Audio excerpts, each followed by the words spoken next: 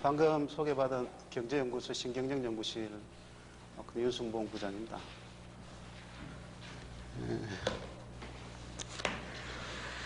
먼저 여러분들 앞에 이렇게 서게 돼서 그게 영광으로 생각을 하고요. 제가 뭐 직급이나 직책 또는 경험으로 도저히 여러분들 앞에 서서 말씀드릴 입장이 안 됩니다만은, 먼저 제가 오늘 여러분들께 말씀드리고자 하는 주제는 한 9가지 정도로 잡아봤습니다. 1시간 동안에 9가지를 다 소화하기는 조금 무리가 될 것 같습니다만은, 먼저 첫 번째는 제가 이 체크리스트를 하나 만들어 봤습니다.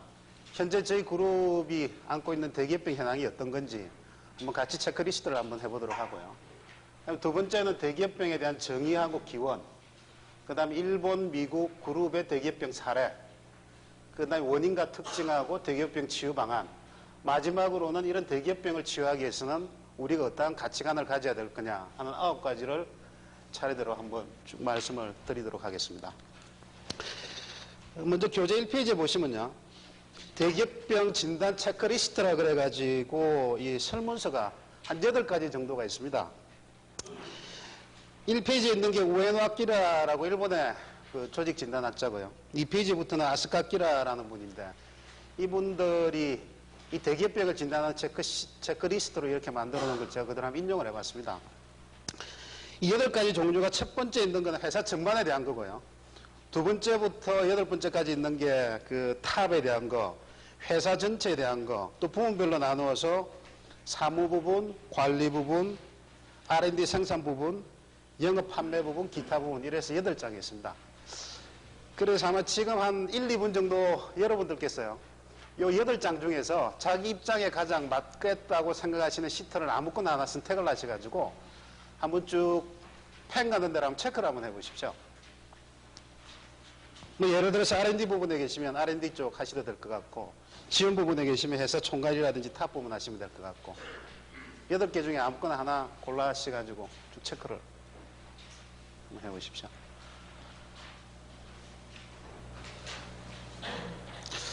대충 다 되신 것 같은데요. 그 우에노 아키라, 아스카 키라 이 사람들은 이걸 판정하는 방법을 대충 이렇게 이야기를 하고 있습니다. 전체 100을 기준으로 해서 4분의 1씩 나누어 가지고 25%, 50%, 75%, 100% 기준으로 한다 그러면, 전체 체크한 것 중에서 yes, 우리가 그렇다라고 해당되는 게 한 4분의 1 정도 되는 거는 뭐 어느 조직에서나 생길 수 있다라고 이야기를 하고 있답니다. 근데 여기 25%에서 한 50% 정도가 될 때는 그 조직은 상당히 좀 대기업병 조짐이 보인다라고 이야기를 하고 있고요. 그 다음에 절반 이상에서 한 75% 정도가 되면 대기업병 중증이라고 이야기를 하고 있습니다. 상당히 심각한 상태까지 대기업병에 빠져 있다. 그 다음에 75%가 넘어가게 되면요, 이 우에노 아키라라는 사람은 그 조직이 망하는 지름길을 달려가고 있는 상태다, 이런 식으로 표시를 하고 있습니다. 그래서 뭐 어느 부분에 해당되시는지 모르겠는데, 한번 현재 여러분들께서 속해 있는 조직이 갖고 있는 증상이 그 정도가 아니냐라고 한번 판단을 해보실 수가 있겠습니다. 본론에 들어가도록 하겠습니다. 첫 번째 주제가 대기업병의 정의입니다. 뭐 제가 정의라든지 사례 같은 거는 여러 가지 말씀을 안 드려도 뭐 충분히 다 경험을 하실 거로 알고 있습니다만은, 제가 몇 가지를 인용을 해봤습니다. 먼저 제 연구소의 혁신 부분에 한 3년간 자문교수를 하신 김영배 교수는 이렇게 이야기를 하고 있습니다. 이 대기업병이라는 거는 조직이 이 규모가 크고 연륜이 오래가 되면은 자연적으로 이 질서 유지를 하기 위해서 점차 많은 규정 절차가 도입이 된다. 또 많은 계층 부처가 생기고 상하좌우 간 의사소통이 어렵게 되고, 또 조직이 경제가 되고 유연성이 없어진다. 이런 재반 관료 병리 현상, 뷰크로시하고 이 패톨로지, 관료주의하고 병리 현상이 합해진 게 이 대기업병 증상이다, 이렇게 이야기를 하고 있습니다.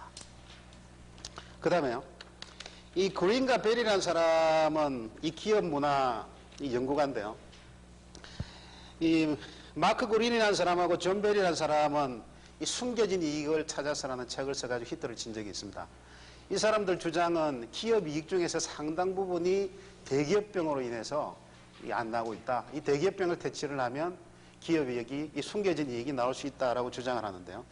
이분은 이 대기업병을 기업의 관료주의다. 그래서 코퍼 크러시라고 이야기를 하고 있습니다. 코퍼레이트하고 뷰로크러시를 합해서 코퍼크러시 이렇게 이야기를 하고 있습니다. 그럼 제가 웹스터 사전을 찾아보니까요. 아무래도 권위 있는 사진이 웹스터 사진이다 그래서 두 가지로 되어 있습니다. 이 윗부분에는 공공부분, 아랫부분은 민간부분인데요. 윗부분은 어떤 조직이, 정부 조직이 기능이 전문화되고 정해진 규칙을 준수를 하고 권한이 계층화된 조직, 이런 조직을 정부의 관료주의라 그러고, 민간 같은 경우에는 민간 기업이 공무원식으로 움직인다든지 레드테이프가 많다든지 비대화 현상을 보이는 관리 제도를 관료주의를 한다, 대기업병이라 한다 라고 이야기를 하고 있습니다. 그 다음은요, 이 크레이그 캔톤이라는 사람이 있습니다. 최근에 기업의 잡초, 코퍼레이트 댄딜리언이라는 책을 써가지고 히트를 친 사람입니다만, 이 사람은 세 가지로 정의를 하고 있습니다. 기업에서 전혀 열심히 해도 가치가 없는 행동을 하는 조직, 그 다음에 너무 심하게 조심하거나 보수주의 또는 연공서열, 계층구조적 조직을 갖고 있는 경우, 또는 관리자가 고객이나 고객 측정과 접촉이 없을 때 자연적으로 생기는 현상이 이런 대기업병이다라고 이야기를 하면서, 이 캔톤이라는 사람은 이 관료주의, 대기업병을 민들레 비유를 하고 있습니다. 댄딜리언. 이 민들레하고 대기업병이 유사점이 있다는 거죠. 세 가지가 유사합니다. 첫 번째 한 가지가 뿌리가 굉장히 깊다는 거죠. 민들레라는 게 겉으로 드러나 있는 건 한 15cm 정도밖에 안 됩니다만 실제 뿌리를 파헤쳐 보면 깊이가 5m, 10m 이상이 된답니다. 그래서 뿌리가 깊고, 또 이 씨앗이 뿌리지면 아무 데서나 자란다는 겁니다. 땅만 있고 섞기만 있으면 아무 데서나 자라는 게 민들레다. 또 뿌리째 뽑지 않으면 중간에 가지를 잘라봐야 이거는 잘란 가지 위에 다시 이 잡초가 생겨난다. 그래서 이 댄딜리언이라고 표현을 하고 있는데요. 조금 묘한 게 이 댄딜리언이라는 용어가 어원이 프랑스어랍니다. 프랑스어인데 글자 그대로 보면 덴트 디 라이언입니다. 덴트 이빨, 디 오브 라이언, 라이언의 이빨이다는 이야기거든요. 그래서 유사점이 이 대기업병을 퇴치하는 거는 이 사자의 이빨을 뽑는 것처럼 위험하고도 어렵다라고 이 캔톤이라는 사람은 강조를 하고 있습니다. 그 다음에 일본 케이스 중에서요. 일본에서 상당히 도전적이고 공격적인 회사가 이 소니라고 이야기를 하고 있습니다. 소니와 혼다, 수비적인 회사가 통상 말하면 도요다하고 마츠시다를 이야기를 하는데요. 소니 같은 경우에는 대기업병 정상을, 이거는 도이 토시다라는 분이 그 슈퍼마이크로 사업본부장을 하신 분인데요. 이 옛날에 그 일본 최초로 워크스테이션인 뉴스라는 걸 개발을 해가지고 히트를 치신 분입니다. 이분이 대기업병에 대한 정의를 이렇게 내렸습니다. 이 대기업병이란 회사를 진정으로 아끼는 수많은 임직원들이 이렇게 가다가는 우리 조직은 망한다, 망한다, 망한다 라고 이야기를 하면서 결국은 집단적으로 망해버리는 병, 이걸 대기업병이라고 정의를 하고 있습니다. 이 조직에 있는 사람들이 누구나 다 자기 회사의 문제점, 나가야 될 방향, 고쳐야 될 거 다 알고 있으면서 고치자라고 이야기하면서 결국 고치지 못하고 집단적으로 망해버리는 병, 이거를 이 소니에서는 대기업병이다라고 이야기를 하고 있습니다. 제가 방금 말씀드린 부분, 이 대기업병에 대한 정의에 대해서 말씀을 드렸고요. 두 번째는 대기업병에 대해서 이 기원을 한번 말씀을 드리고자 합니다. 이 대기업병이라는 게 어떻게 해서 생겨났느냐? 저희들이 통상 대기업병 이야기할 때 뭐 대기업병이라는 게 뻔하게 있는 거니 있는 증상만 고치면 되지 않느냐 하는 상당히 대중요법을 많이 쓰는데요. 저희들이 이 조사를 해본 결과 이 대기업병이라는 거는 대중요법 가지고는 절대 치유가 불가능합니다. 근본적으로 이 대기업병이라는 게 어떤 데서 발생을 했느냐라는 한 기원을 찾아봄으로써 상당 부분 해소할 수 있는 방안이 나온다라고 생각을 하는데요. 이 대기업병의 기원은 이 세 가지에서 찾을 수가 있습니다. 첫 번째 하나가 이 프랑스에서 생긴 관료제도입니다. 여기에서 기원을 찾을 수가 있고요. 두 번째는 이 막스 웨버라는 사람이 만든 관료주의 모델에서 찾을 수가 있습니다. 세 번째는요, 아담 스미스가 국부론에서 제시한 분업 원리에서 기원을 찾을 수가 있습니다. 그걸 제가 차례대로 설명 말씀을 드리겠습니다만은, 먼저 그림으로 한번 보여드리면요, 이 프랑스 관료제도에서 내려온 어떤 관료주의의 어떤 전형 모델하고 막스주의가 이야기하는 관료주의 모델하고 아담 스미스가 이야기하는 피라미드 조직, 요게 대기업병의 기본 모델이 되고, 이런 모델이 최근에 경영 환경 여건과 맞지 않음으로써 생기는 증상이 대기업병이다. 이렇게 이야기를 하고 있습니다.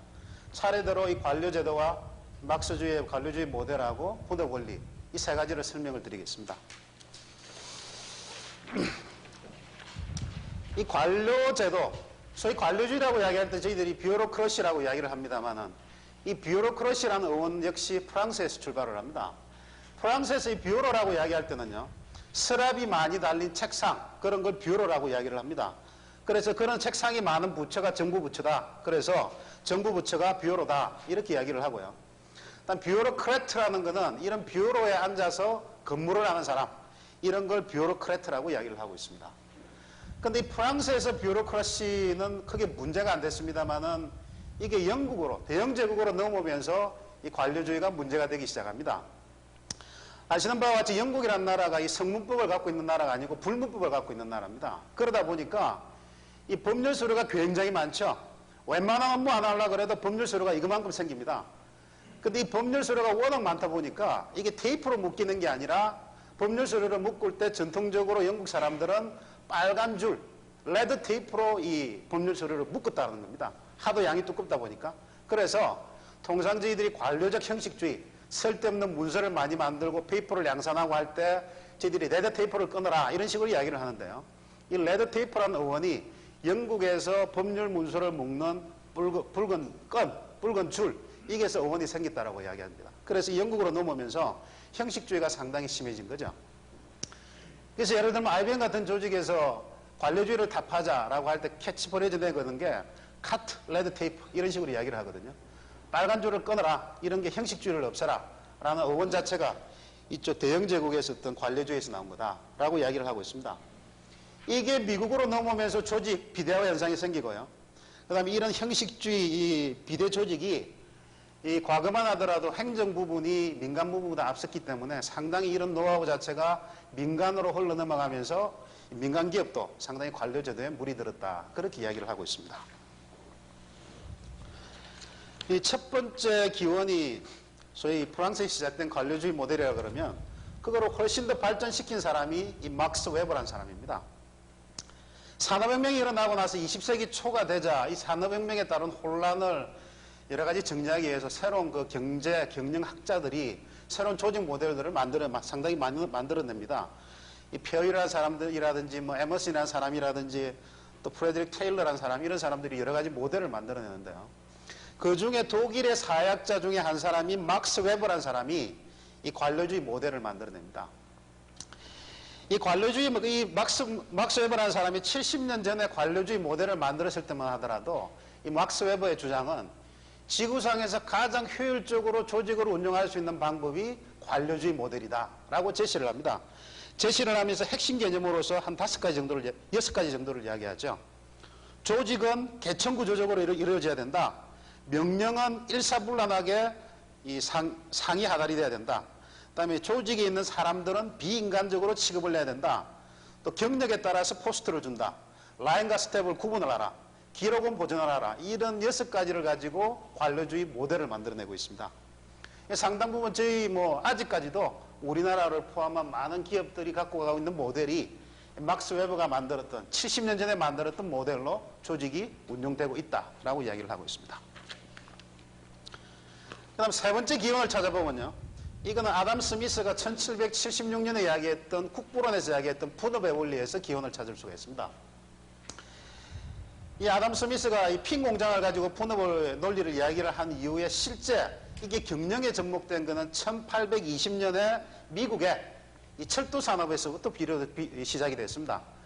이 철도 산업이라는 게 지금처럼 복선이 있는 게 아니고 단선이지 않습니까? 단선 철도 위에다가 양방향으로 철도를 보내야죠. 보내다 보니까 아주 효과적으로 효율적으로 움직이기 위해서는 일사불란한 지휘체계가 확립을 했습니다. 이 철도 하나 위에다가 양쪽으로 다니는 기차가 잘못되면 두 기차가 충돌을 하지 않습니까? 그러니까 이 기차가 통과할 때는 어디 역에서 쉬고 저 기차가 통과할 때는 어떻게 하고 하다 보니까 업무 기능을 아주 명확하게 세분을 시켰죠. 세분을 시키고 규정화를 시키고 또 그걸 갖다 철저하게 따르도록 하고 이렇게 해서 철도 산업에서부터 이 분업 원리가 시작이 됐습니다. 그러다가 20세기 초가 되면서 이 대량 수요가 이 공황 이후에 대량 수요가 폭발을 하면서 이 헨리 포드하고 알프레드 슬론이라는 사람이 이 분업의 원리를 경영에 그대로 접목을 시키는 겁니다. 아시는 바와 같이 헨리 포드라는 사람이 T자 자동차 모델을 만들면서 아담 스미스의 국부론을 실제 경영의 대량 생산 체제로 옮기는 거죠.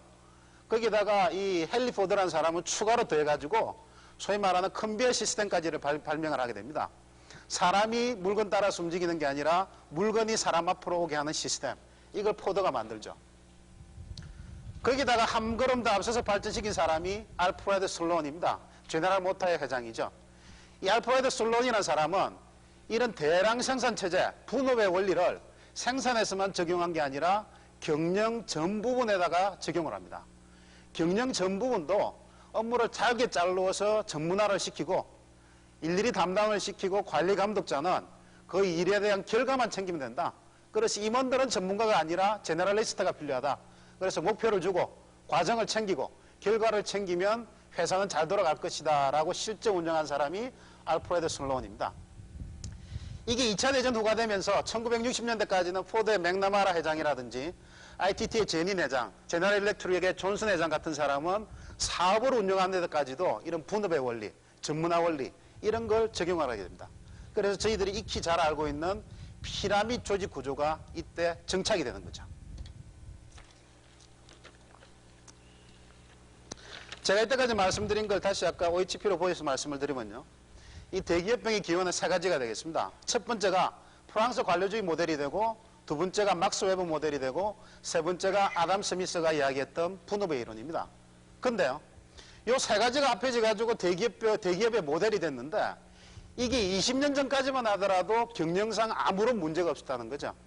20년 전까지만 하더라도 그때 저희들이 가져갔던 경영 환경이라는 거는 세 가지로 이야기를 할 수 있습니다. 첫 번째가 성장, 두 번째가 안정, 세 번째가 대량 생산입니다.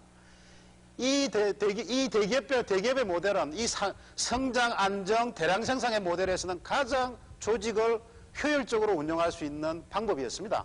그런데 문제는요, 세상이 바뀐다는 거죠. 경영 환경이 고객, 경쟁, 변화, 이거로 바뀌게 됩니다.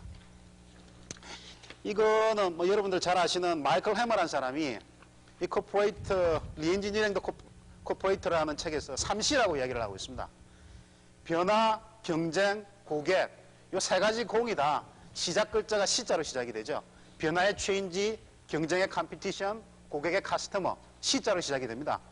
이 3C를 극복하지 못하고서는 1990년대를 살아남기가 힘들다라고 마이클 해머가 주장을 하는 거죠. 다시 말씀드리면 변화라는 것은 저희들이 변화라는 건 일상적이 아닌 거죠. 가만히 조직이 가다가 변화가 있을 때 변화하는 건데, 이 마이클 해머라는 사람은 변화라는 것은 이제는 일상적인 거다. 이 경쟁도 마찬가지입니다. 과거에는 경쟁이 별로 심하지 않았는데 이제는 경쟁이 격화가 됐다. 고객이라는 것은 20년 전만 하더라도 경영의 주도권을 기업이 갖고 있었는데 이제는 경영의 키워드, 주도권을 고객이 갖고 있다. 그래서 이 3C를 타파하지 못하고는 21세기에 살아남을 수 없다. 이런 이야기죠. 그래서 결국 20년 전까지만 하더라도 가장 조직을 운영할 수 있는 가장 좋은 모델이라 했던 이 대기업의 모델이 이런 고객, 경쟁, 변화라는 환경 변화를 맞으면서 장점이 단점으로 작용을 해서 생기는 게 결국 대기업병이다. 이렇게 저희들이 이해를 해야 됩니다. 저희들이 막연하게 대기업병이라고 이야기할 때는 조직에 있는 사람이 뭐 어떤 가치관이 잘못됐다든지 기업 문화가 나쁘다든지 그래서 어떤 대중력뿐만 가지고는 안 된다는 거죠. 그래서 근본적으로 이 대기업병을 치유하기 위해서는 이 관료주의의 관료화를 없애야 되고, 현재 조직이 운영되고 있는 관료주의 모델의 요소를 없애야 되고, 우리가 이야기하고 있는 분업의 원리, 수직적 조직, 피라미드 조직을 해체를 시켜야지만 대기업병이 극복이 될 수 있다라고 이야기를 하고 있습니다.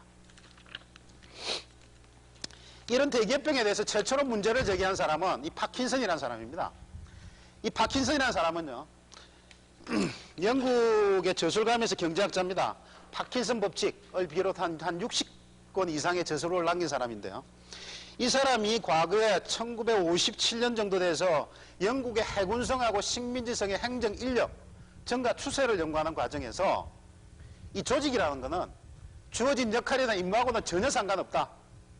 무작위적으로 사람을 증가시키는 속성이 있다라는 것을 주장을 했습니다. 그래서 영국 해군성의 인근 증가 사례를 보면요. 1914년에서 28년 비교를 해보니까 1914년에는 영국의 주력 함대 함정수가 60이 되고 28년에는 20대로 68%가 감소했는데도 불구하고 해군성의 인원은 2,000명에서 3,600명으로 78%가 증가를 합니다. 더욱더 심한 거는요. 영국이 식민지가 많지 않습니까? 식민지성의 인구를 보니까 1935년에서 39년까지 식민지 숫자 변화가 없습니다. 근데 사람이 50% 이상이 봅니다.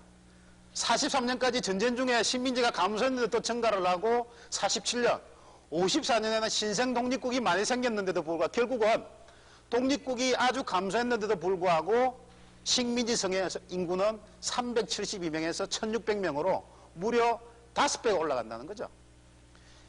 이거는 업무량이라든지 기능하고 전혀 상관없는 거다. 조직이라는 거는 선천적으로 사람을 증가시키는 속성이 있다라고 이야기를 하고 있습니다. 그래서 이 파킨슨은 두 가지를 이야기하죠. 그래서 파킨슨 법칙이라는 걸 만들어냅니다. 첫 번째, 공무원이라는 사람들은 무작위로 부하 직원을 늘리기를 바란다. 단, 라이벌은 원하지 않는다. 또 두 번째, 공무원들은 고객이나 국민들을 위해서 업무를 늘리는 게 아니라 자기들끼리 서로 업무량을 늘린다. 라는 파킨슨 법칙을 만들어냅니다. 그 다음에 일본의 대기업병 케이스로 넘어가도록 하겠습니다.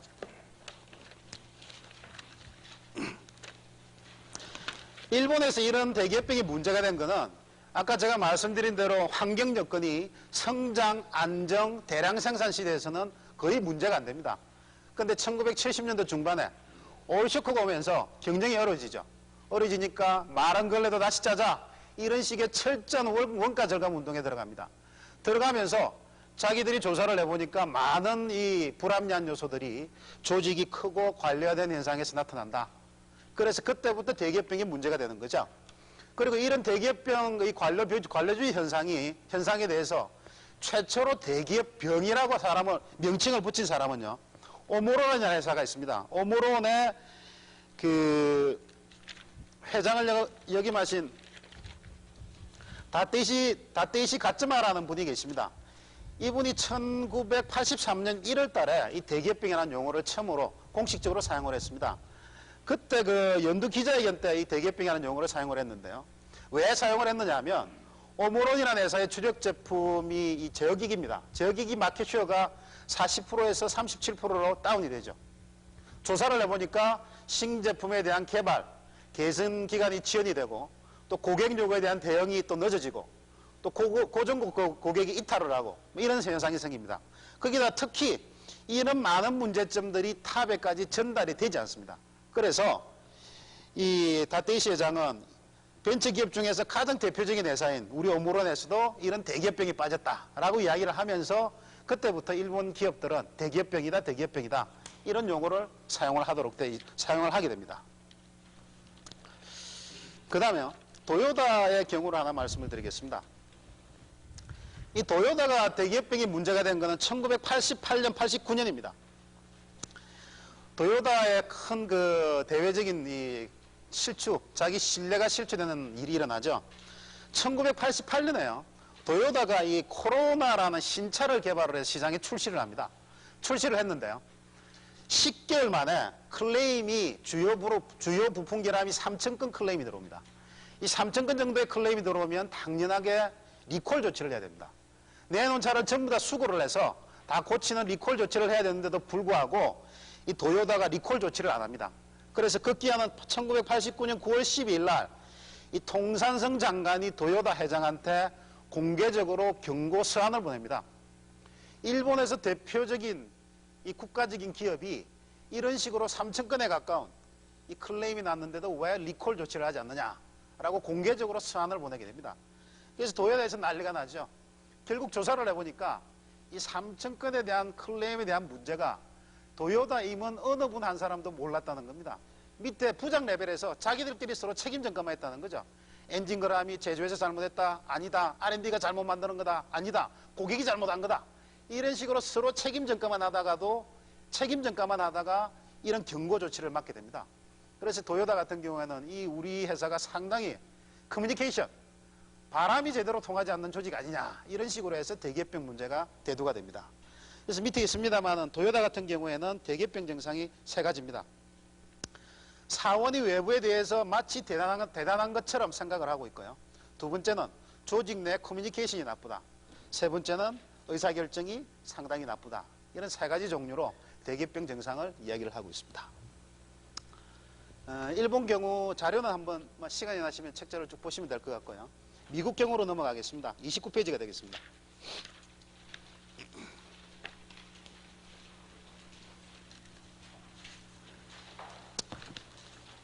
미국 역시 대기업병이 문제가 되는 것은 경영 상황이 좋았을 때는 전혀 문제가 안 됩니다. 대량 생산, 성장, 안정의 시대에서는 대기업병이 전혀 문제가 안 되죠. 그런데요, 1980년도 초반에 들어서 이 일본의 전자제품하고 자동차가 해외 시장은 물론 자국 시장에까지 와서 이 시장을 내놓으라 라는 상황이 벌어지게 됩니다. 그러자 미국의 이 조직 경영학자들, 조직학자, 경영학자 이런 사람들이 일본이 왜 이렇게 약진을 하고 있느냐에 대한 일본 연구에 착수를 하게 되죠. 그래서 여러 가지 이제 연구가 나오는데요. 결국 이 미국의 학자들이 연구를 한 결과는 이 두 가지로 지금 나눠지고 있습니다. 첫 번째 한 가지는 경제학자들이 주장하는 거고요. 두 번째는 이 경영 이론가들이 주장하는 겁니다. 통상 이 경제학자들이 주장할 때는 일본이 저렇게 성장을 하고 있는 것은 이 보수적이고 일관성 있는 거시 경제 정책 때문이다. 그래서 기업과 은행과 정부 이런 이해관계가 맞아떨어져 가지고 소위 말하는 보수연합이라고 이야기하는 재무성이나 통산성 이런 데가 둘이가 똘똘 뭉쳐가지고 전략사업에 저금리로 대부를 해준다든지 유망업종이나 회복기 산업한테 보호를 해준다든지 이런 것 때문에 일본이 성공을 했다라고 이야기하는 학자들이 하나가 있고요. 그 다음에 일단의 학자들은 이 경영이론가들하고 사회학자들입니다만은 일본이 성장한 이유를 소위 말하는 기업 문화에서 찾고 있습니다.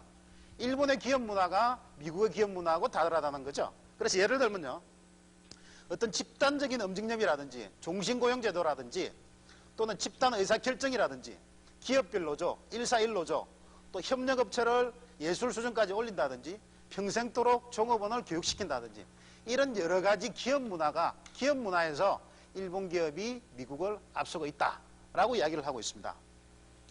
그래서 대표적으로 그걸 이야기하는 사람이 탐 피트스하고 이 로버트 워트만 같은 사람이죠. 여러분들 잘 아시는 인서치 오브 엑셀런스, 초인류 기업의 조건이라는 책에서 8가지 기업 문화를 이야기를 하고 있습니다. 첫 번째가 이론보다는 행동 실천을 중시를 하자. 내부 지향이 아니라 고객 밀착을 하자. 전제적인 조직 방식이 아니라 자율성과 기업가 정신, 소위 말하는 엔트로프레니어십을 양성을 하자. 사람을 통해서 생산성 향상을 하자. 과거만 하더라도 이 미국 같은 경우에는 사람을 코스트의 원천으로 봤죠. 그런데 인류 기업들은 사람을 투자의 대상으로 본다는 거죠. 현장 참여와 가치관을 중시를 하자. 현장 위주의 경영을 하자. 이때부터 MBWA라는 게 나옵니다. MBO, 목표 관리가 아니라 MBWA. 매니지먼트 바이 원들링 어라운드. 소위 말하는 방황하는 경영, 배회하는 경영. 이런 게 여기에서 나오는 거죠. 그 다음에 본업에 충실하자. 조직은 단순해야 되고 스텝은 가벼워야 된다. 통제와 방임이 공존해야 된다. 이런 8가지를 초일류 기업의 기업 문화로 내놓죠.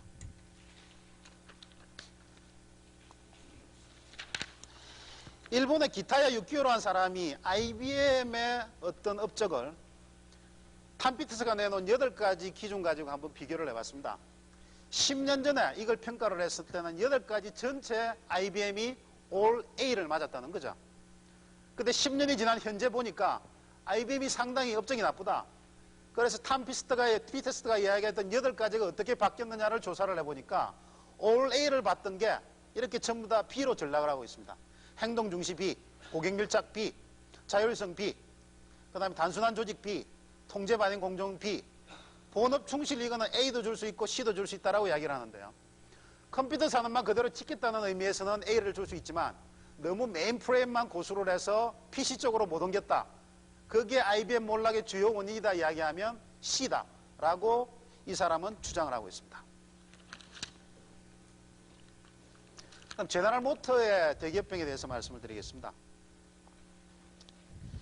이 제너럴 모터의 대기업병 증상 중에서 이 로스페로라는 분이 상당히 표현을 잘했습니다만, 로스페로라는 분이 그 미국 대통령 선거까지도 출마까지도 하신 분인데 한때 EDI라는 회사가 제너럴 모터의 자회사로 합병이 됐다가 GM에서 도저히 로스페로라는 사람을 감을 수가 없어가지고 다시 축출을 합니다. 매각을 하면서. 이 로스페로라는 사람이 이 GM의 대기업병 증상을 아주 적나라하게 이야기를 하고 있습니다. 뭐라고 이야기를 하고 있는가 하면 말이죠. 로스페로가 이렇게 이야기를 합니다. 자기가 자란 이 조직, 자기가 자란 사회에서는요, 이 방 안에 이 뱀이 한 마리가 들어온다는 거죠. 뱀이 한 마리 들어오면 이게 대한 대응 방법은 그 뱀을 가장 먼저 본 사람이 신발을 벗어서 구두를 벗어서 구두로 뱀을 때려잡는다. 그러나 GM에 와서 보니까 GM 같은 경우에는 방 안에 뱀이 한 마리가 들어오면 제일 먼저 생기는 게 뱀 퇴치를 위한 위원회라는 조직이 TF 조직이 만들어진답니다. TF 조직이 만들어지면서 뱀에 대한 전문가 또 뱀에 물리면 이걸 어떻게 치료하는 의사 이런 사람들이 컨설턴트한테 컨설팅을 받아가지고 1년 내내 회의를 해가지고 결론을 내린다는 거죠.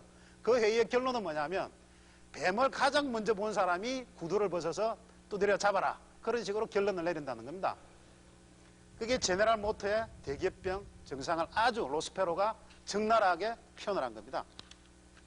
그래서 GM 같은 경우에는요, 이 마리안 켈러라는 사람이 이 미국의 자동차 산업을 전문적으로 분석하는 분석가입니다. GM 제국의 몰락이라는 책을 써서 히트를 친 사람인데요. 4가지를 이야기를 하고 있습니다. 첫 번째가 그린 컴플렉스. GM이라는 기업 문화는 첫 번째가 큰 것이 좋다는 겁니다. 무조건 큰 거 지향적입니다. 두 번째는요, 편협한 세계관. 전 세계, 전 지구의 중심이 우리 제너럴 모터다. 이런 식으로 생각을 한다는 겁니다. 일본 자동차가 미국 시장을 들어올 때도 그거 소형차 같은 거는 우리가 양보를 해줄게. 우리는 대형차에서 이익을 내겠다. 이렇게 했다는 거죠. 더욱더 심한 거는요. 한때 GM에서는 어떤 지도를 그린다는가 하면 말이죠. 전 세계 지도를 그리는데 전 세계 지도의 한가운데가 GM이 있는 디트로이트시가 전 지구의 중심입니다. 그런 식으로 지도를 그린 적도 있습니다. 이런 식으로 아주 거만하고 자만하다는 거죠. 그 다음 세 번째는요. 너무 개수에만 집착을 한다는 겁니다. 이 GM이라는 회사가 너무 개수에 집착하게 된 원인은 이 CEO한테 있습니다. 1958년에 플래터 도너라는 회장이 취임한 이후에 이때까지 한 번 빼고 68년에 제임스 로슈라는 회장이 취임한 것 빼고는 계속 현재까지 재무 출신들이 CEO를 했습니다. 100%. 그러다 보니까 모든 관리를 숫자 위주, 개수 위주, 양 위주로 관리를 했다는 거죠. 그럼 네 번째 GM의 대기업병은 오만한 온정주의입니다. 일명 GM을요, 미국 사람이 부를 때는 godmother, 대부라는 거죠. 데모라는 거죠. 또는 제너러스 모터 이런 식으로 불렀답니다. 일단 GM에 취업만 하게 되면 어떤 잘못을 하든지 평생 동안 GM이 직원을 먹여 살린다는 거죠. 그런 식으로 4가지를 이 마리안 켈러라는 사람이 GM의 대기업병 증상으로 이야기를 하고 있습니다. 그 다음에 미국 케이스는 이 정도 넘어가고요. 39페이지로 넘어가겠습니다.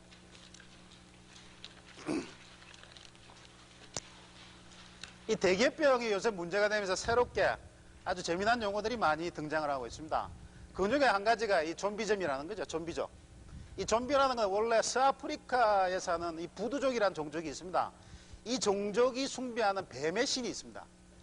이 초자연적인 힘을 가지고 이 되살아나는 힘없는 사체라는 의미를 가졌습니다. 그래서 이 좀비즘이라는 것은 1980년도 후반에 미국 기업들 사이에서 유행한 이야기인데요. 무기력하고 의지가 없고 기계적으로 위에서 시키는 일만 하는 창조성이 없는 조직 문화, 이런 게 좀비즘이다. 이렇게 이야기를 하고 있습니다. 그 다음에 R&D 계시는 분들은 뭐 매일 사용하시는 용어 같겠습니다만은 그 비슷한 용어로 NIH 신드롬이라는 게 있습니다. Not invented here. 우리가 한 게 아니다. 우리 부서에서 한 게 아니다. 우리 부서에서 한 게 아니고 다른 부서에서 한 핵일책이나 신재안이나 새로운 기술은 우리는 받아들일 수 없다라고 하는 게 NIH 신드롬입니다. 그 다음에 또 조금 유사한 용어로 나토 신드롬이라는 것도 있습니다. No action, talking only. 행동은 안 따른다는 거죠. 오로지 립 서비스만 하는 겁니다. 또 비평가적 체질입니다. 자기는 하지 않고 남들한테 욕만 한다는 거죠. 그리고 계획 짜는데 80 내지 90%를 투자하고 실천하는 데는 1, 20%밖에 투자를 안 한다는 거죠. 그래서 실천력이 저하되는 현상을 나토 신드롬이라고 이야기를 하고 있습니다. 그거하고 유사한 게 넘버 신드롬이라는 게 있습니다. none of my business, 내게 아니라는 거죠. 남이 한 거는 모르겠다는 겁니다. 결국 대기업병 증상은 그 원인은 한 4가지 정도가 이유가 있는 거 아니냐 이렇게 봤습니다. 첫 번째 한 가지가 이 조직이 이 공조직처럼 이 관료화돼 간다, 이런 게 첫 번째 원인이 되고요. 두 번째는 너무 공식화, 권한 집중으로 인해서 조직이 너무 경직되어 있다. 세 번째는 저희들이 전통적으로 가져가고 있는 조직 구조가 피라미드 구조다 보니까 환경 여건 변화에 대응하는 유연성이 결여가 되어 있다. 또 대량 생산, 안정, 성장 시대에 저희들이 물려받았던 양위주 사고가 팽배되어 있다. 이렇게 환경이 바뀌었는데도 불구하고 우리가 변신하려는 대응력이 부족한 거 아니냐. 이런 5가지가 현재 일어나고 있는 대기업병의 원인이다라고 이야기를 할 수 있습니다. 그리고요, 이런 대기업병이 안고 있는 특징은 또 한 4가지 정도로 이야기를 할 수 있습니다. 첫 번째, 자극 증상이 없습니다. 암하고 똑같습니다. 대기업병이 걸렸다고 자극 증상이 생기면 암하고 똑같습니다. 암이라는 게 자극 증상을 느끼면 치유가 불가능이죠. 내과 수술도 안 됩니다. 외과 수술을 해서 암 부위를 도려내더라도 치유가 불가능한 겁니다. 이런 식으로 대기업병은 자극 증세가 없다는 특징이 있고요. 그럼 두 번째는요, 모든 기업에 해당이 됩니다. 제가 처음에 말씀드린 앙케이트 이걸 갖다 돌려보니까요, 저희 그룹같이 대기업이 아닌 중소기업한테도 돌려보니까 똑같은 증상들이 나타나고 있습니다. 그래서 이 대기업병이라는 거는 대기업에서만 생기는 게 아니라 중소기업조차도 생긴다. 작은 조직에서도 생길 수 있다는 거고요. 세 번째는 이게 급성이 아니라 만성입니다. 걸리는 시간도 아주 오래 걸리지만 고치는 것도 만성병하고 똑같습니다. 이게 만성이다 보니까 치유도 힘들거니와 치유하는데 상당히 많은 이 피해를 입어야 된다는 거죠. 그 다음에 합병 증상입니다. 이거는 당뇨병하고 똑같다는 거죠. 당뇨병 하나가 생기면 의욕도 없어지고 힘도 없어지고 기력도 떨어지고 증상 하나로서 여러 가지 병이 합병적으로 생긴다. 이런 4가지로 이야기를 할 수가 있습니다. 이런 대기업병을 치유하기 위해서 여러 가지 치료 방안이 있습니다만 이거는 제가 도저히 시간이 1시간 가지고 안 될 것 같았어요. 저번에 제가 보고서에서 말씀드렸던 그 내용을 그대로 인용을 해봤습니다. 그래서 크게 4가지입니다. 이 환경 대응을 제대로 하기 위해서는 저희들이 고객 지향이 돼야 되고 환경 변화에 능동적 사전적으로 대응을 해야 되고 조직 문화를 러닝 칼처, 배우는 문화로 바꿔야 된다. 그리고 이 경영 관리 측면에서는요, 타유 솔선수범해가지고 비전을 제시를 해야 되고 행동 중시를 하자. 부문 이기주의를 타파를 하고 자율 통제, 통제와 자율을 공존을 해야 되겠다. 이런 식으로 이야기가 되어 있습니다. 그 다음에 마지막 시간이 한 10분 정도 남았습니다만은요, 마무리로 들어가겠습니다. 가치관 공부입니다.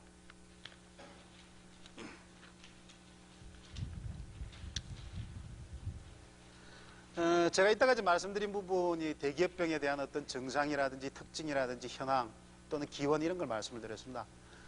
그리고 치유 방안에 대해서도 한번 자료를 쭉 보시면 되실 것 같고요. 그런데 결국 이 대기업병이라는 거는 여러 가지 제도나 시스템 이런 걸 당연히 고쳐야 됩니다. 고쳐야 되는데요, 가장 근본적으로는 이 사무실에서 일을 하는 사람들의 머리, 어떤 가치관을 가지고 우리가 업무를 하는데 임해야 되느냐, 이게 바뀌지 않고서는 절대 대기업병의 치유가 될 수 없다라고 생각합니다.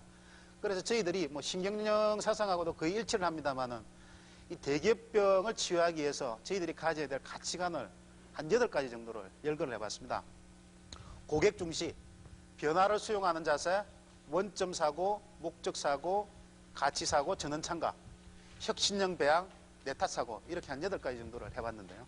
여기에 대해서 간단하게 한 10분 정도 말씀을 드리고자 합니다.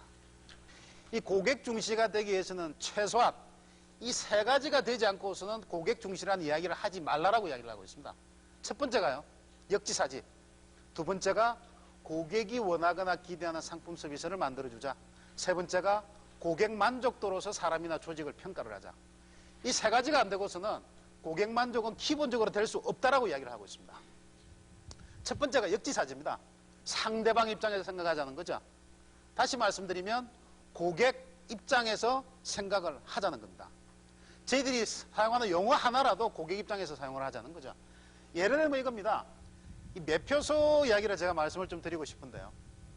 혹시 여러분들 중앙국립박물관 가보셨는지 모르겠습니다만은 제가 한 2년 전에 중앙국립박물관을 한번 가본 적이 있습니다. 제가 그 경험을 하나 말씀을 드리면요. 가보니까 애들은 공짜고 어른들은 1,000원씩 받습니다. 저하고 제 차하고 애들하고 왔기 때문에 두 사람 500원씩 받습니다. 1,000원 아닙니까? 표를 사려고 매표소에 딱 가니까 매표소에 간판이 뭐라고 붙어져 있느냐 하면 표 파는 곳 이렇게 붙어져 있습니다. 문화재관리공단에서 표를 판다는 거죠. 표 파는 사람은 하루에 한 사람이고 표 사는 사람은 하루에도 수천 명인데요. 간판이 표 파는 곳 이렇게 붙어져 있습니다.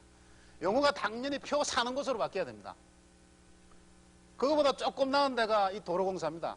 도로공사는 지금 톨게이트 타다 와서 보니까 표 사는 곳 지금부터 2km 이렇게 돼 있는데요. 작년까지만 하더라도 이게 어떻게 돼 있었느냐 하면 이 표 매표소 입구마다 자그만하게 이 표 사는 곳이라는 하얀 간판이 5개가 붙어져 있었습니다. 근데 그 다니다가 저는 용인에 워낙 자주 다니니까 유심히 보면요. 표 사는 곳의 결자가 표 사는 곳의 사자가 유난히 하얗게 돼 있습니다. 5개가 똑같아요. 그래서 제가 궁금해가지고 옆에 있는 사람한테 물어봤습니다. 톨게이트 있는 사람한테. 왜 5개 간판이 다 똑같이 표 사는 곳에 사자가 하얗게 돼 있느냐라고 물어보니까 원래 간판 만들 때는 표 파는 곳으로 만들었답니다. 근데 지나가는 사람이 자꾸 뭐라 하니까 파자에 흰 뺑기를 칠해가지고 사자로 고치는 거예요. 그게 도로공사입니다. 제가 오늘 도로공사 지나오면서 하나 크게 느낀 게 하나 있습니다. 도로공사 그 톨게이트 위에 보면 그 전광판이 하나 있거든요. 전광판에 주로 뭐가 나오느냐 하면 어디서부터 어디까지 소통 원활, 어디서 어디까지 소통 지체 이런 그 인포메이션이 그 전광판에 불이 들어오도록 되어 있습니다. 제가 마침 지날 때 지금 뭐라고 붙어져 있느냐 하면 서울 사무소로부터 신갈 분기점까지 소통 원활 이렇게 되어 있습니다. 여러분들 무슨 말인지 아시겠습니까? 아마 도로공사 직원은 다 알 겁니다. 도로공사의 서울 사무소부터 신갈 분기점까지가 소통이 잘 된다는 겁니다. 그래서 제가 물어봤습니다. 이게 서울 영업소 어디요? 라고 물어보니까 톨게이트 있는 저 옆에 있는 게 이 서울 영업소랍니다. 그리고 신갈 분기점이 어디요? 라고 하니까 영동고속도로 들어온 입구 이게 신갈 분기점이라는 거죠. 이 도로공사가 고객 지향적이 되려고 그러면 그렇게 하면 안 되죠. 톨게이트부터 영동고속 입구까지 소통 원활 이렇게 하면 대한민국 국민들은 누구나 다 할 수 있는데 자기들끼리 쓰는 용어를 쓰고 있습니다. 서울영업소에서 신갈분기점까지 이런 식으로 쓰고 있습니다. 지금도 지하철을 타보시면요. 지하철 매표소 입구에는 표 파는 곳 이렇게 되어 있습니다. 제가 한 가지 사례를 더 말씀을 드리면요. 제가 외환은행 사례를 하나 말씀을 드리겠습니다. 제가 회사 입사하고 나서 몇 년 돼가지고 미국에 처음으로 출장 갈 기회가 있어가지고 회사에 돈을 받아서 외환은행 서소문으로 달러를 바꾸러 갔습니다. 달러를 바꾸러 객장에 가보니까 뭐라고 붙어져 있느냐 하면 외환 매입률 얼마, 외환 매도율 얼마 이런 식으로 붙어져 있습니다. 그래서 저는 이제 외환을 매입하러 간 거 아닙니까? 그래서 창고에 가서 계산기를 두드려서 몇 불을 주시오 라고 내미니까 창구 여사원이 돈이 모자란다는 거예요. 외환 매입률 얼마 아니냐 이렇게 하니까 여사원이 웃으면서 이야기를 합니다. 손님, 외환 매입률이라는 거는 당신이 사는 게 아니고 우리 외환은행이 외환을 매입하는 율이 외환 매입률이고 당신은 매도율로 매입을 하십시오. 이렇게 이야기를 합니다. 그래서 제가 그런 경험이 한 번 있고 재작년입니까? 재작년에 외환은행에 저희들이 컨설팅할 기회가 있었습니다. 기회가 있어가지고 지금 이제 재무부 장관 들어가셨습니다만 그때 행장님한테 그런 말씀을 드렸습니다. 고객 객장에 외환 매도율, 매입률 이렇게 쓰지 말고 고객이 살 때 얼마, 고객이 팔 때 얼마 이런 식으로 간판을 달면 무슨 문제가 있습니까? 라고 하니까 숫자 간판을 바꾸기가 싫으신 모양이에요. 야, 그렇게 하면 뭐 감독원에서 가만히 있을까? 재무부에서 안 냈을 걸? 바꾸기가 싫은 겁니다. 작년에 가보니까 간판을 바꿨습니다. 요새 외환은행 가면 어떻게 바꿔놓냐 하면 고객이 살 때 얼마, 고객이 팔 때 얼마 이런 식으로 바꿔놨습니다. 자, 신문에서 한번 인용을 해봤는데요. 지금도 모 일간신문에는 이런 식으로 외환시세를 나타내고 있습니다. 기준율 얼마, 매입률 얼마, 매도율, 현참 매입, 매도율, 대미달러 환산율. 대한민국 일상적인 주부가 이거 보고 얼마에 바꿀 줄 아는 사람 아마 별로 없을 겁니다. 이렇게 복잡하다고 해놔서 고객이 좋아한다는 게 아니죠. 한국일보는 지금 어떤 식으로 해놨는가 말이죠. 이렇게 해놨습니다. 달러, 고객이 살 때 970원, 고객이 팔 때 821원, 살 때 821원. 대한민국 주부 국민학교만 나오면 이거 그거 다 알아볼 수가 있습니다. 이런 식으로 심플하게 해놨다 해서 한국일보 보고 형편없는 신문이라고 할 사람은 아무도 것 없는 거죠. 제가 말씀드리고 싶은 게 역지사지입니다. 그 다음에요. 두 번째 가치관이 변화를 수용하는 자세입니다. 시간이 상당히 없습니다. 없기 때문에 간단하게 넘어 들어가겠는데요. 그 중에서 제가 이 첫 번째 있는 체인지 모델 한 가지만 말씀을 드리겠습니다. 제 신경량하고도 상당히 관련이 많이 되는데요. 저희들이 신경량 실천 단계를 3단계로 나눴을 때도 이 레윈이라는 사람이 만들어 체인지 모델을 많이 본을 땄습니다. 레윈이라는 사람은 조직이든 기업 문화든 정부든 국민이든 어떤 조직이든 그 전에 변할 때는 이 3단계 과정을 거치라고 이야기를 하고 있습니다. 첫 번째 단계가 녹이는 단계, 해빙 단계입니다. 두 번째가 바꾸는 단계, 무빙 단계입니다. 세 번째가 다시 얼리는 단계, 재결빙 단계입니다. 프리징, 무빙, 리프리징을 해야지만 조직이 변한다라고 이야기를 하는데요. 저희 그룹도 마찬가지고 우리나라 정부 개혁도 마찬가지인데 많은 경우에 개혁이 실패하는 단계는 첫 번째, 이 녹이는 단계가 제대로 안 되기 때문에 실패를 한다라고 생각을 하고 있습니다. 특히 이제 저희 같은 경우에는 성질이 급하거든요. 세목골 얼음을 네목골로 바꾸라. 그러면 세목골 얼음을 녹이고 네목골 틀에 놓고 다시 얼려야지 얼음이 오는데 저희들은 급하다 보니까 녹지도 않습니다. 컵에 물이 들어가 있는 걸 콜라로 바꾸려고 그러면 물을 버리고 콜라를 넣어야 되는데 저희 같은 경우에는 물이 있는 상태에 그대로 콜라를 위에 붓습니다. 붓다 보니까 물도 아니고 콜라도 아닌 거. 이런 게 상당히 많이 되고 있습니다. 이 녹이는 단계, 이 대기업병을 퇴치하는 것도 마찬가지고 아마 저희 신경령에서도 작년 1년 내내 했던 게 이 녹이는 단계가 아니겠느냐 이렇게 생각을 하고 있습니다. 저도 외부 사람이 저한테 물어볼 때 삼성신경령 1년 동안 바뀐 거 뭐요? 이렇게 하면 그렇게 얘기를 합니다. 바뀐 거 아무것도 없어. 1년 동안 우리는 녹이는 것만 했어. 올해부터 3년간 바꾸는 무빙 단계 할 거요. 이런 식으로 저도 이야기를 하고 있습니다. 이 체인지를 할 때 이 녹이는 단계가 상당히 중요한 거 아니냐 이렇게 생각을 합니다. 그 다음에 원점 사고는요. 한마디로 말씀드리면 이겁니다. 모든 변화는 현상을 부정하는 데서부터 출발을 한다라는 거죠. 그래서 일을 할 때 이런 자세를 근거로 하고 있습니다. 일본의 컨설턴트는요. 이 일을 안 하면 우리 회사가 망하느냐 이걸 먼저 물어보라는 거죠. 망하지 않는다. 두 번째, 이 일을 하지 않으면 우리 회사에 무슨 데미지가 있느냐. 데미지가 없다. 그거는 가치가 전혀 없다는 거죠. 그런 업무는 가감히 버리라고 이야기를 하고 있습니다. 제일 마지막에 있는 네타사고, 이걸 마지막으로 한번 말씀을 드리겠는데요. 여덟 번째 네타사고, 이게 아마 제일 저희 그룹이 체인지를 할 때 문제가 되는 거 아니냐 하는 생각이 듭니다. 뭔가 좀 바뀌자, 변하자, 대기업병을 바꾸자, 대기업병을 고치자. 그러면 조직이 위에 있는 사람들은 위에 있는 사람, 밑에 있는 사람이 문제다. 밑에 있는 사람들은 위에 사람이 솔선수범을 하지 않는다. 많은 경우에 내 탓이 아니고 남 탓을 합니다. 조직에서. 근데 이게 참 묘한 것 같아요. 그래서 이제 여러 가지 상황이 바뀌고 뭐가 이걸 다 해결을 해주면 처음에는 이 손가락짓을 남한테 하다가 조직 내부로 또 돌립니다. 우리가 뭔가를 고치자. 그러면 뭐 어디서 도와주지 않고 예산이 없고 사람을 안 주고 이런 식으로 하는데요. 이 남 탓을 할 때 이게 참 묘한 것 같아요. 저희들 남 탓할 때 손가락을 이렇게 표시를 하지 않습니까? 죄송하지만 손가락을 이렇게 한번 잡아보십시오. 이렇게 할 때 말입니다. 저희들이 비난의 대상은 이 손가락 끝에 있습니다. 저 끝에 있는 사람을 비난을 하는데요. 이 손가락 5개 방향 중에서 하나는 상대방을 비난을 하고 하나는 중립입니다. 이 3개가 자기를 향하고 있습니다. 저희들이 남 탓을 할 때는 자기한테 3번을 물어봐야 된다고 이야기합니다. 내 탓이냐? 내 탓이냐? 내 탓이냐? 이렇게 물어보고 내 탓이 아닐 때 남 탓을 하자. 제가 얼마 전에 공무원들한테 이런 교육을 할 때 똑같은 이야기를 했습니다. 그러니까 그러면 남 탓할 때 손가락질 그럼 이렇게 하면 되겠네. 뭐 이렇게 말씀하시는 분도 계시는데요. 이 1시간 시간이 이제 너무 짧아가지고 제가 충분히 다 말씀은 못 드렸습니다만은 제가 강조해서 말씀드리고 싶은 것은 딱 요 한 가지입니다. 저희들이 대기업병을 이야기할 때요. 많은 부분 어떤 문화라든지 풍토라든지 이런 거 가지고 해석을 합니다. 그리고 대중요법으로 치료를 하려고 합니다. 제가 오늘 강조해서 말씀드리는 것은 대기업병은 워낙 뿌리가 깊고 이 원리 자체가 아담 스미스라든지 막스 웨버라든지 어떤 관료주의 모델에서 출발하기 때문에 이런 대중요법이나 표면 치료 가지고는 전혀 안 된다는 거죠.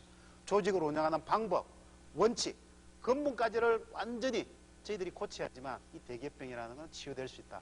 이렇게 마지막으로 강조를 드리고 싶습니다. 1시간 동안 감사합니다. 수고하셨습니다.